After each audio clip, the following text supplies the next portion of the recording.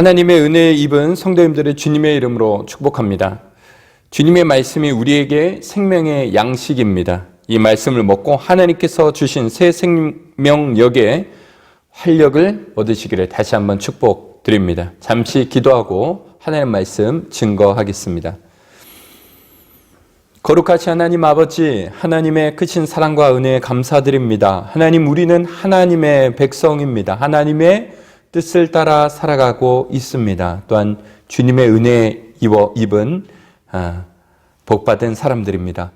하나님의 말씀이 이 시간의 영상을 통하여 선포하고 또한 이 말씀 안에서 우리가 주님의 뜻에 귀 기울이기 원합니다. 우리 마음과 우리의 귀를 열어주시고 성령께서 이 시대 가운데, 특별히 경성교회 가운데, 이 영상 가운데 하나님의 음성을 듣기를 원하는 성도들에게 주시는 말씀을 우리 모두 귀담아 듣고 진리를 알고 생명을 얻고 위로를 얻고 힘을 얻는 귀한 시간 되게 하여 주시옵소서. 하나님 홀로 영광 받아 주시옵소서. 감사드립니다. 이 모든 말씀 우리 주 예수 그리스도의 이름으로 기도드립니다. 아멘. 불확실성은 우리로 불안하게 만듭니다. 그래서 우리는 늘 내일을 염려하며 살아갑니다. 그런데 주님은 우리로 하여금 내일 일을 염려하지 말라고 말씀하셨습니다. 왜 주님은 우리에게 내일 일을 염려하지 말라고 하셨을까요? 그것은 주님께서 무엇보다 확실한 것에 대해서 말씀하여 주셨기 때문입니다. 우리가 누구인지 그리고 어디로 가야 할지에 대해서 말씀하여 주사 우리의 인생의 근원적 문제인 불확실성의 문제를 풀어주셨습니다. 특별히 우리의 인생이 하나님의 주권 안에 있음을 상기시키고 스켜주시고 그 하나님을 믿음으로 우리는 내일 일을 염려할 필요가 없다 말씀하여 주었습니다. 이 주제와 관련하여 오늘 마태복음 6장 33절 34절 말씀을 본문으로 하루를 살아가는 성도의 올바른 자세라는 말씀의 제목으로 하나님의 말씀 증거하도록 하겠습니다. 성경 말씀을 제가 잠시 봉독해 드리겠습니다. 마태복음 6장 33절에서 34절 말씀입니다. 그런즉 너희는 먼저 그의 나라와 그의 의를 구하라. 그리하면 이 모든 것을 너희에게 더하시리라. 그러므로 내일 일을 위하여 염려하지 말라. 내일 일은 내일 염려할 것이요 한날의 괴로움은 그날로 족하니라. 벌써 오래전의 이야기입니다. 대학교에 막 들어갔을 때 3학년 선배가 채플 중에 대표 기도를 하는데 하나님 우리의 정체성을 바르게 하여 주시고 하고 기도를 하다가 말을 잊지 못하고 흐느껴 울었던 장면이 기억이 납니다. 그때 신학교 초년생이었던 제가 그 눈물과 그 기도문에 감동을 받았는가? 전혀 그러지 않았습니다. 그냥 왜 저러나 싶었습니다. 아니 정체성은 또 뭐고 뭐 그걸 갖고 그렇게 울고 그러나 하면서 전혀 공감을 하지 못하였습니다. 혹시 뭔 잘못을 했나? 이런 생각까지도 했었습니다. 그리고 시간이 지나서 제가 이 정체성이라는 왠지 거부감을 주는 표현을 참 많이 쓰고 있습니다. 왜냐하면 중요하니까요. 아시지 않습니까? 소크라테스, 너 자신을 알라. 서양 철학의 가장 기초가 되는 명제로 꼽습니다. 이 말이 결국 정체성을 의미합니다.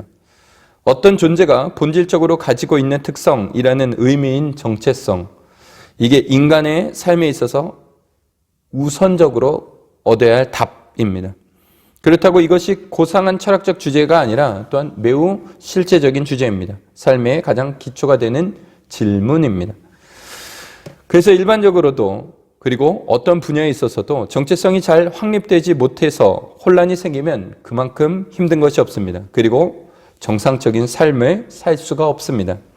내가 누구인지 혼란스러우니 내가 혹은 삶이건 혹은 어떤 분야이건 존재해야 하는 이유를 찾지 못하는 것일 테니까요. 매우 불안한 삶을 살게 됩니다. 그리고 우리 모두 그 불안함이 얼마나 괴로운 감정인지를 잘 압니다.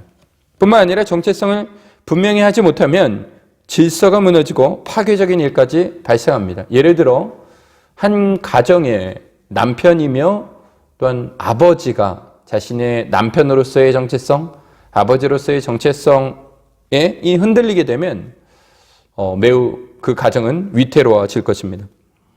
정체성을 확립하는 일은 어느 분야를 막론하고 매우 기초적인 작업이고 그래서 중요합니다. 그런데 이 주제와 관련해서 심각한 문제가 있습니다. 세상은 특히 오늘날은 정체성을 정하는 것은 자신이라고 말합니다. 강단에서 차마 말씀드리기 거북한 내용들이 참 많습니다. 다 자신이 정하는 것이라고 말하며 그것이 계몽된 사고고 독립적 자세라고 말합니다. 자신이 정하고 자신이 만들어가는 것이다. 그렇지 않습니다. 그럴 수 없습니다. 물론 하나님을 인정하지 않는다면 경험의 근거에서 그리고 각 개인의 주체성의 근거에서 정하는 것이라고 말할 수 있을 겁니다. 그런데 우리는 하나님을 믿지 않습니까? 창조주를 믿지 않습니까? 그래서 기독교 신앙에서 말하는 정체성의 기초는 하나님께서 우리에게 부여하신 의미를 아는 것입니다. 우리가 정하는 것이 아니고 하나님께서 이미 정하신 것을 아는 것, 그리고 그것을 올바로 받아들이는 것이 신앙입니다. 하나님께서 나를 누구라 하시는지, 나를 어떻게 창조하셨는지, 무엇을 위해 지으셨는지, 더 구체적으로는 성경에 말하는 우리에 대해서 아는 것이 중요합니다. 목사로서 가장 책임감과 책임감, 가장 큰 책임감, 그리고 사명이라고 이 무엇이냐고 묻는다면 크게는 복음을 전하는 것이라고 말하겠습니다. 그리고 하나님의 말씀을 전하고 가르치는 것이라고 말하겠습니다. 이를 좀 더 구체적으로 표현하면 성경을 바로 잘 해석하고 연구하고 그에 근거한 진리를 바로 전함으로써 성도로 하여금 구원함을 얻은 그리스도인의 정체성을 잘 확립시키는 것입니다. 이 일을 목사가 잘 해내지 못하면 저희는 하나님께서 맡기신 사명을 잘 감당하지 못하는 것이 됩니다. 그 책임을 하나님 앞에 엄중히 묻게 될 것입니다. 또 정체성이 불분명한 교회와 성도는 세상으로부터 그 하나님 믿는 사람답지 않음으로 인해서 지탄을 받게 됩니다. 그리고 결국 그로 인해 하나님의 영광을 가리게 됩니다. 그리고 오늘 우리는 매우 그러한 현실을 직면하고 있습니다. 교회 다니는 사람이 어때야 하는지에 대한 분명한 이해가 없는 사람들에게 교회와 성도가 비난을 받고 있습니다. 보편 상식에 비추어 보아도 바르지 못하다는 인식을 주고 있다는 것은 분명 우리 안에 문제가 있다는 것입니다. 그래서 먼저 우리는 오늘날 성도로서의 정체성을 재확립해야 할 큰 과제를 안고 있고 이를 위해서 우리는 집중하여 헌신해야 한다는 것을 인지해야 합니다. 가뜩이나 세상이 참 혼란스럽습니다. 또한 이단도 많고 사이비도 너무나 많고 교회마다 제각각이고 신앙이 무시되는 때에 일을 바로 하지 않으면 정말 큰일입니다. 그게 깨어있는 것입니다. 정체성과 비슷한 표현 중에 우리가 연결하여 신경 써야 할 단어가 방향성입니다. 정체성은 우리가 누구인지를 분명히 하는 것과 관련된 것이라면 방향성은 우리가 무엇을 위해 살아야 할지와 연관된 표현입니다. 이 두 주제에 대한 귀한 답을 주는 말씀이 오늘 우리가 함께 읽은 본문입니다. 그래서 유명한 본문이기도 하고요. 그런즉 너희는 먼저 그의 나라와 그의 의를 구하라. 그리하면 이 모든 것을 너희에게 더하시리라. 우리는 하나님 나라 백성이요, 하나님 나라를 향하여 가는 것입니다. 우리의 정체성은 하나님의 백성이라는 겁니다. 우리의 방향성은 하나님 나라를 향하여 혹은 하나님의 영광을 위해서 살아가는 것입니다. 이를 위해서 우리는 이 땅에서 그 나라와 그 의를 구하며 살아야 합니다. 그것이 먼저라였으니 우선이 되어야 합니다. 구하라라고 말하였습니다. 필요하니까 구하라는 것이겠죠. 또한 구하는 그 행동도 필요하기에 구하라는 것이겠죠. 무엇을 구한다는 것은 무엇을 위하여 살아간다는 것을 말하기도 합니다. 사람들의 기도를 들어보면 그 사람이 결국 무엇을 위해 사는지를 알 수 있습니다.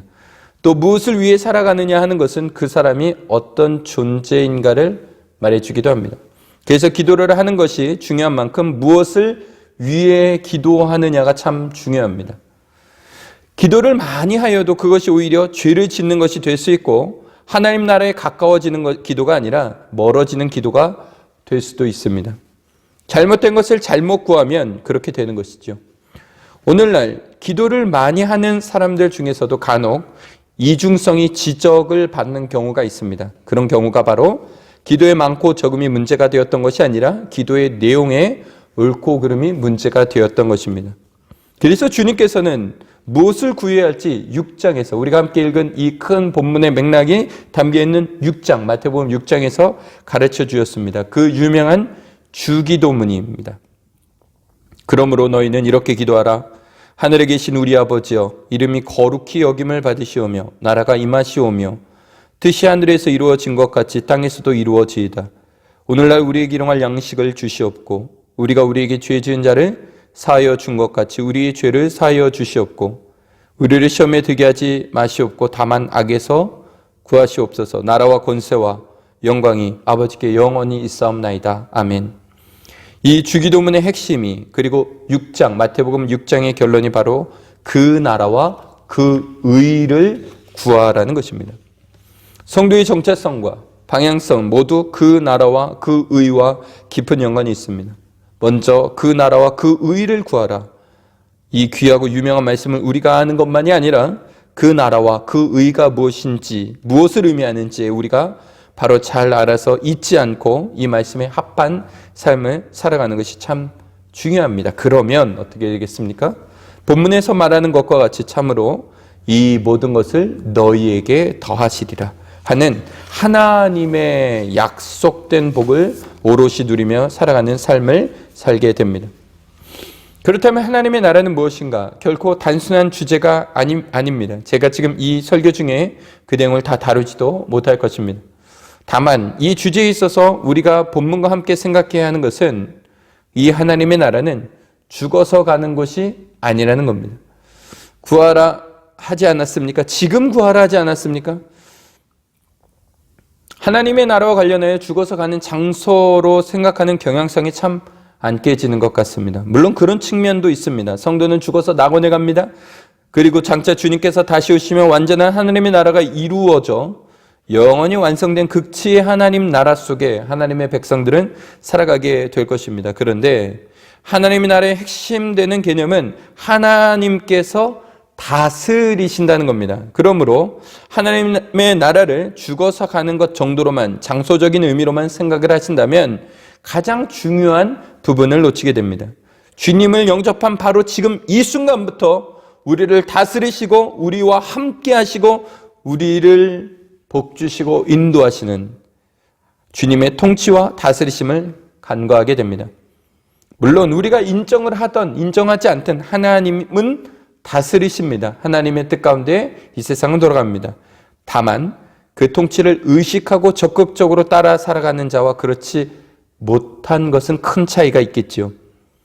하나님은 지금도 우리를 다스리십니다. 주님이 주기도문을 할 때 주님의 나라가 임하옵시며 라고 주님의 나라를 구하는 것, 그리고 오늘날 우리에게 일용할 양식을 주시옵고 그리고 먼저 그 나라와 그 의를 구하라 주님께서 명하신 것은 이제 우리는 매일 매 순간 하나님의 통치와 그 통치 속에 있는 질서와 돌보심과 인도하심을 구하고 그 뜻을 따라 살아가야 하기 때문입니다. 주 예수를 믿는 자는 누구든지 구원을 얻습니다. 그리고 주 예수를 구원함으로 주 예수께서는 구원함을 얻은 우리 백성을 이미 하나님의 자녀 삼아주셨고 하나님의 백성 삼아주셨습니다. 그래서 우리의 현재 속에 다스리시는 하나님의 통치 질서 속에 그리고 그 인도하심 속에 성도는 살아가야 하는 것입니다. 살아가고 있으나 살아가야 하는 것입니다. 하나님의 나라의 현재성은 지금 이 본문에서도 아주 강조되고 있는 것입니다. 주님은 지금 특히 오늘 하나님의 다스리심에 집중하고 또 감사하고 살 것을 우리에게 말씀하십니다. 33절에 이어 나온 34절에 보면 그러므로 내일 일을 위하여 염려하지 말라. 내일 일은 내일 염려할 것이요 한날의 괴로움은 그날로 족하니라. 이 말씀은 이와 같은 관점에서 이해해야 합니다. 34절에서 말하고 있는 내일과 오늘은 각각 아우리온과 테헤메라입니다. 아우리온은 오늘의 다음 날인 내일을 뜻하고 미래를 뜻하기도 합니다. 그리고 한날이라 번역된 테헤메라는 그날이라는 말입니다. 내일 혹은 미래와 대구를 이루고 있으니 오늘 그리고 현재라고 볼 수 있습니다. 그러니까 오늘과 내일입니다. 그런데 이 두 날에 대해서 34절에서 말하고 있는데 이 두 날에 대해서 두 가지 교훈을 줍니다. 내일이라 한 그날은 염려하지 말고 오늘을 족하게 살라. 이 말씀이 전제하는 것은 하나님께서 시간의 주인이시라는 큰 대전제가 있습니다. 그리고 하나님께서 시간을 창조하셨고 시간의 주인으로서 우리에게 시간을 주시는 분이시라는 큰 대전제가 깔려 있습니다.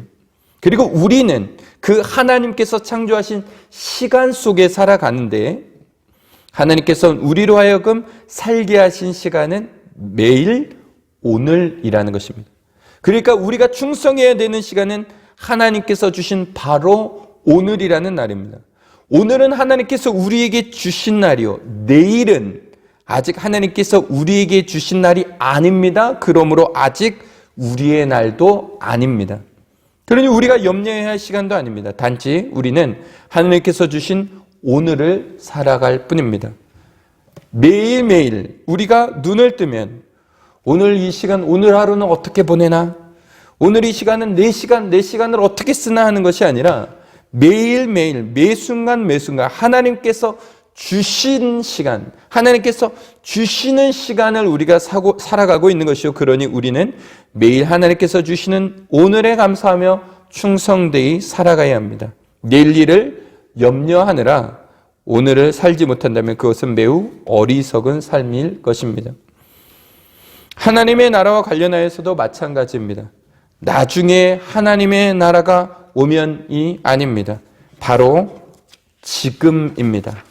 나중에 순종하고 나중에 충성하고가 아니라 지금 하나님의 통치에 따라 살아가야 하는 것입니다.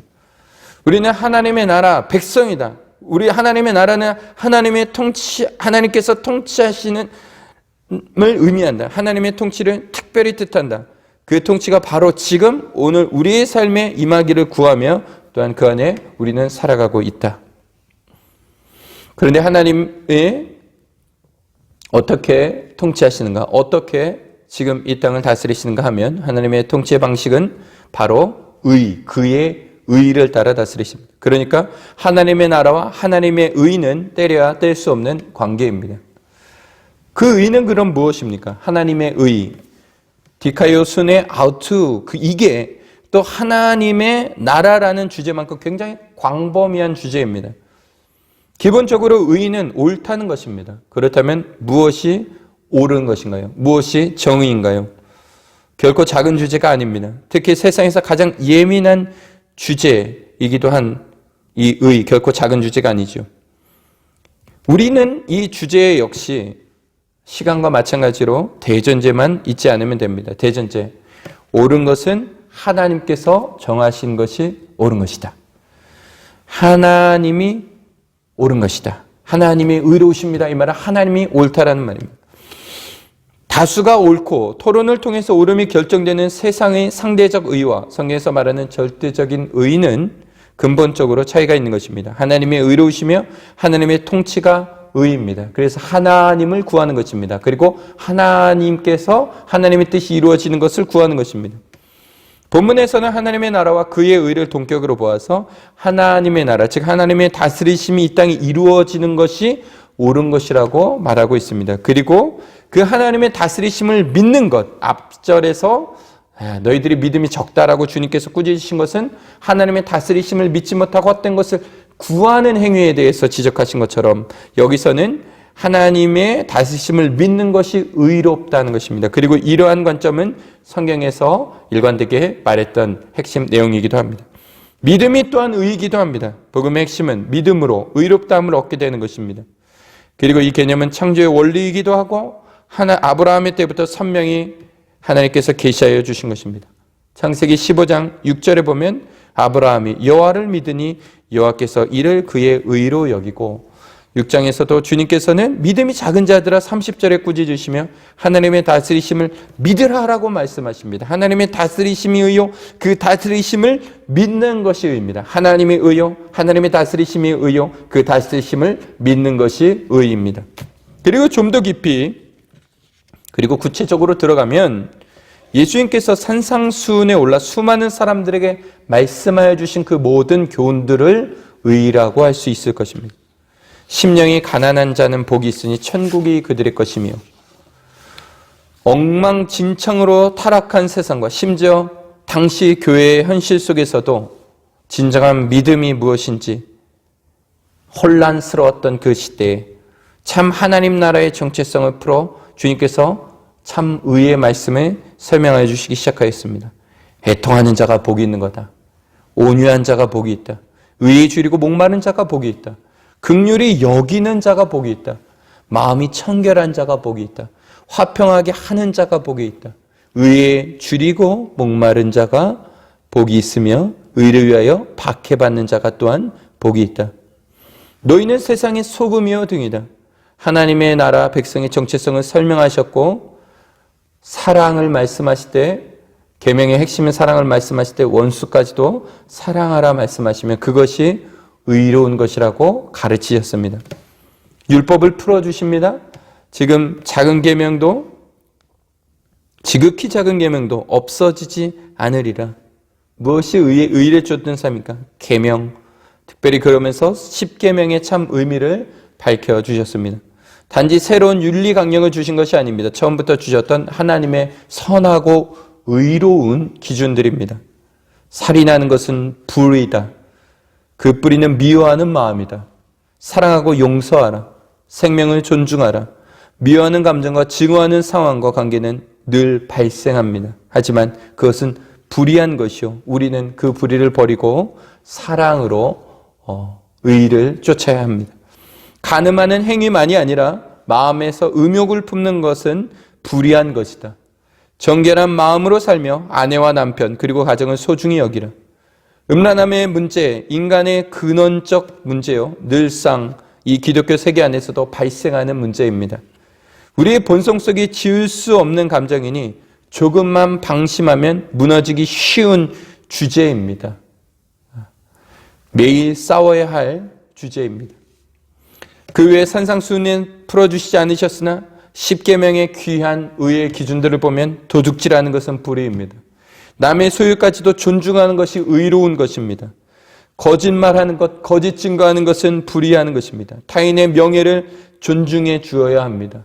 내 이웃의 소유나 무엇을 탐내는 것, 탐심에 가득한 행위들은 불의한 것입니다. 무엇이든지 탐하는 마음을 버리고 하나님께서 내게 주신 것에 만족하고 감사하며 사는 것이 의로운 것입니다. 무엇이 의로운 것인가? 매우 복잡하고 광범위한 주제이기도 하나 주님께서는 그리고 성경에는 충분히 무엇이 의로운지 계명을 통하여 우리에게 말씀하셨습니다. 그리고 여전히 우리에게 유효한 의의 기준들입니다. 하나님의 통치를 구하는 것, 하나님께서 보이신 의로운 기준들이 우리 사회 안에 그리고 내 삶에 이루어지고 실천되는 것, 우리가 세상의 사회정의, 거학 이런 것들을 보는 것이 아니라 성경에서 말하는 것은 우리 내면 속에 있는 불의함들, 타락한 죄의 본성들, 그 문제를 가지고 의의 문제를 가지고 싸우는 것. 그 일에 있어서 우리가 한없이 부족하나 성령을 의지하여 명확한 방향을 쫓아 살아가는 것, 믿고 실천하는 것, 그것이 의를 쫓는 삶, 의를 구하는 삶입니다. 그럼에도 불구하고 우리는 부족하고 실수를 합니다. 또 무엇을 구합니까? 그래서 주님께서 가르쳐 주신 것과 같이 가르쳐 주셨다는 것은 구하라 가르쳐 주셨다는 것은 약속해 주신 것과 같이 죄사함의 은혜를 늘 구하는 겁니다. 한날의 괴로움은 그것으로 족하다. 마지막 절에 말씀하신데 그것은 단지 내일 일을 염려하지 말라는 소극적 의미만이 아니라 한날의 괴로움, 즉 매일 감내해야 할 것들에 대해서 적극적으로 감당하라는 명령이기도 합니다. 그리고 그 안에서 부족한 것들에 대해서는 하나님의 은혜 안에서 용서해 주시고 또 새롭게 해주실 것이라는 무한한 하나님의 사랑입니다. 이는 친인 협력의 구원을 말하는 것도 율법주의를 말하는 것도 아닙니다. 주님께서 말씀하여 주신 명확한 말씀이요, 이 땅에 살아가는 성도가 하루하루 살아가는 법에 대한 이야기요, 우리의 정체성이며 우리의 방향성입니다. 2021년 벌써 셋째 주입니다. 시간은 참 빠르게 흐릅니다. 어떻게 살아야 할까요? 2020년도는 어떤 일들이 있을까요? 어떤 불안한 염려들을 또한 안고 계십니까? 구체적인 삶의 계획들도 있을 것이고 또한 염려되는 일들도 있을 것입니다. 허나 성도의 삶의 큰 정체성과 방향성에는 변함이 없습니다. 우리는 하나님 만드신 세상 속에서 하나님께서 주신 인생을 하루하루 살아가고 있습니다. 우리는 하나님 나라 백성으로서 하나님 나라를 위해서 하루하루 성실히 살아가는 것입니다. 하나님의 나라와 그의 의를 구하며 그 위의 기준들을 또한 성실히 지키며 살아가는 것입니다. 그러면 하나님께서 약속하신 모든 것들을 우리에게 더하여 주실 것입니다. 그렇게 하나님께서 책임져 주시는 삶, 믿음으로 구하여 믿음으로 주의 뜻을 따라 살아갈 때 하나님께서 책임져 주시는 그 믿음의 삶의 경험들이 쌓이니 우리는 매일매일 살면서도 내일 일을 염려하지 않고 하루하루 감사하며 살아갈 수 있는 것입니다. 성도의 삶은 날마다 주님의 나라를 위해서 힘있게 나아가게 되는 것입니다. 할렐루야입니다. 언제나 우리를 다스리시는 복되신 하나님의 은혜가 성도님들의 가정과 삶 속에 충만하기를 주님의 이름으로 축복합니다. 기도하겠습니다. 거룩하신 하나님 아버지, 하나님의 크신 사랑과 은혜 감사드립니다. 하나님, 우리를 하나님의 백성 삼아 주셨습니다. 하나님, 우리를 하나님의 나라를 향하여 날마다 살아가게 하셨습니다. 하나님 감사합니다. 우리를 향하신 하나님의 크고 선하신 뜻을 우리가 늘 믿으며 믿음으로 나아가는 성도 되게 해주시고 이 땅에서 그 하나님 나라 백성으로서의 의로움과 선함과 진실함과 사랑과 아름다움을 비추어 하나님의 영광을 나타내는 성도와 교회가 되게 하여 주시옵소서. 많은 근심거리들을 안고 있는 세대입니다. 하나님, 내일 일을 염려하지 말라 하였사오니 우리에게 믿음을 더하사 하나님을 더 굳건히 의지하는 믿음을 주시고 하나님을 의지함으로 참 평안 속에서 매일의 하나님의 나라 삶을 살아가는 성도와 교회가 되게 하여 주시옵소서. 감사드립니다. 이 모든 말씀 우리 주 예수 그리스도의 이름으로 기도드립니다. 아멘.